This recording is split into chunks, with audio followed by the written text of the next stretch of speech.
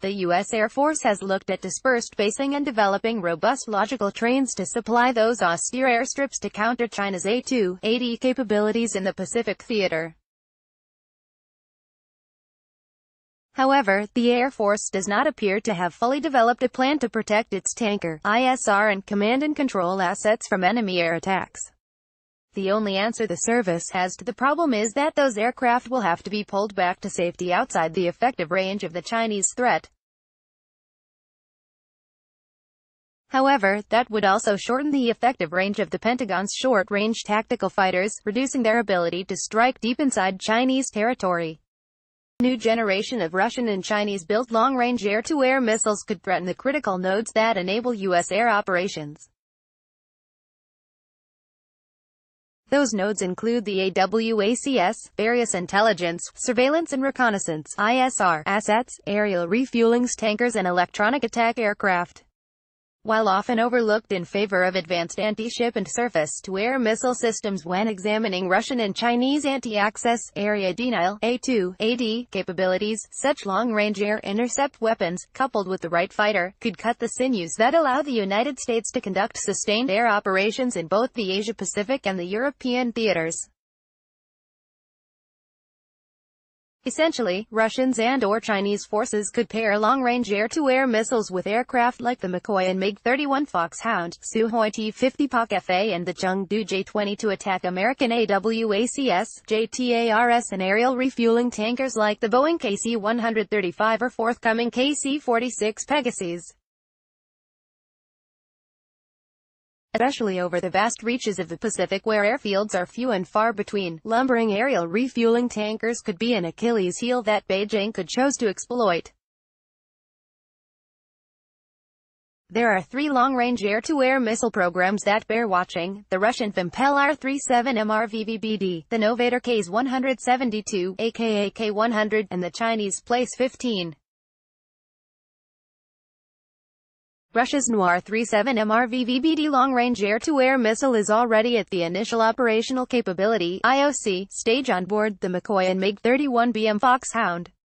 It will also eventually be integrated on board the Sukhoi Su-35S Flankery and the T-50 PAK-FA stealth fighter. The RVVBD, also called the A-13 Arrow by NATO, is claimed to have successfully intercepted targets at ranges greater than 160 nautical miles. The improved R-37M RVVBD is Delhi 610M missile is in serial production since 2014, and now, apparently, it is in an IOC stage in squadrons of MiG-31BM upgraded interceptors, said researcher Mikhail Barabanov, editor-in-chief of the Moscow Defense Brief, which is published by the Center for the Analysis of Strategies and Technologies, CAST, in Moscow. The RVVBD missile is also planned for use on the T-50 fighters. The original R-37 was originally developed by the Soviet Union to attack high-value NATO air assets such as the E-3 Sentry AWACS, E-8 JSTARS and RC-135V W Rivet Joint.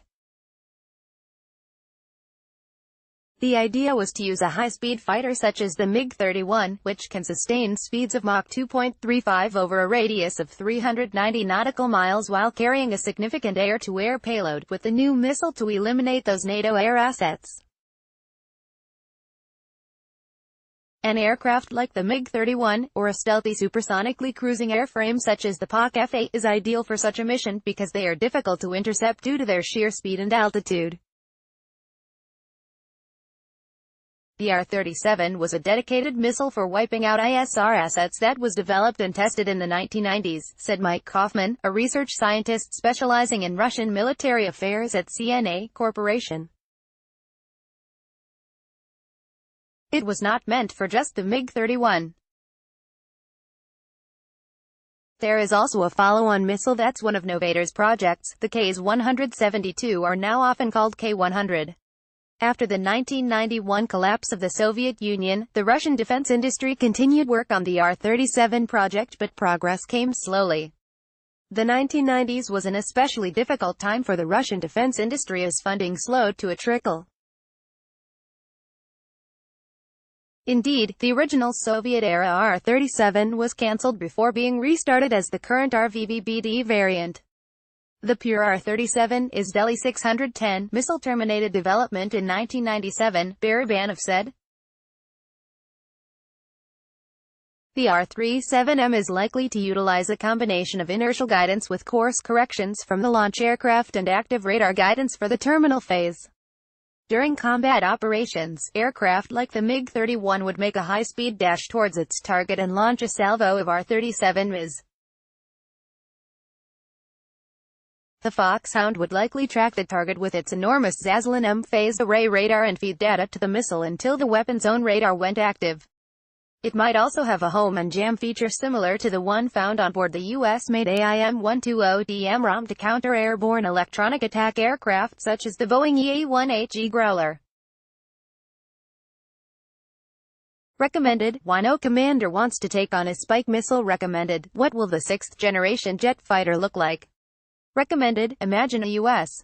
Air Force that never built the B-52 bomber. The Soviet Union was well aware that one of NATO and the United States Air Force's primary advantages was their ability to run a coordinated air campaign using assets such as the AWACS. The Soviet Union explored a variety of methods to counter aircraft such as the AWACS, including passive homing, long-range air-to-air weapons. As I understand, the theme of air-to-air missiles with passive radar homing was popular in the Soviet Union in the 1980s, see also R-27P, but is now recognized as unpromising, Barabanov said.